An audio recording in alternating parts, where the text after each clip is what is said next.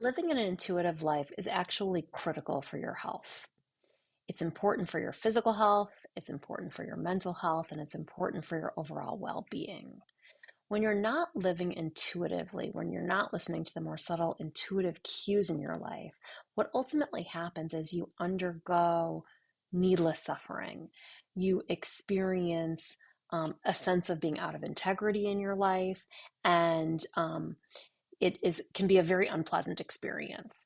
So some of those cues that are really loud in life, some of those signals that you haven't been listening to your subtler intuition, include pain, include intrusive thought patterns, and also include repetitive, challenging emotions. The most common emotions that we see when you're not living or not listening to those subtler intuitions include blame, shame, and judgment.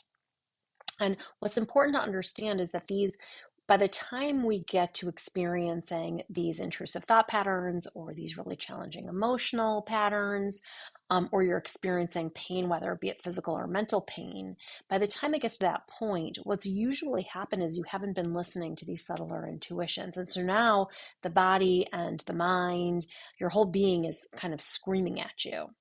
So imagine a car that is not working properly. The first thing that will happen in the car is a little light will come on the dashboard, and you might ignore the light or fill your car up with gas, thinking maybe that'll help. And the next step, the car is not driving quite as smoothly, and still you may ignore it again, fill up again. Ultimately, what happens is you suddenly see smoke coming out of the hood. So the car has been trying to signal that there's been problems or that you're going in the wrong direction in some way, but ultimately not listening to it has caused it to kind of implode. And that's exactly what happens with us. I know it's just a metaphor, but ultimately we're getting sent these intuitive signals all the time. And when we're not listening, it causes a lot of disharmony inside.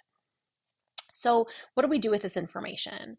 Well, first off, it's important to understand that to listen and to start to live an intuitive life, you're needing to be patient and gentle and start to pick up on the really subtle intuitions that are coming your way. So, this can be as subtle as listening to hunger cues, listening to what things feel good to you, what things energetically feel right, and what things don't.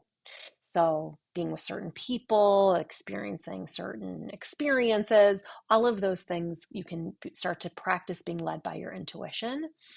And when I work with clients on this, what I first do is I look at areas of pain or challenge in their life. I look at what patterns are going on that are really difficult for them and areas of health that they're concerned about. And we start there and we start to look at what are some of the underlying signals that these really strong, loud cues are trying to point them to.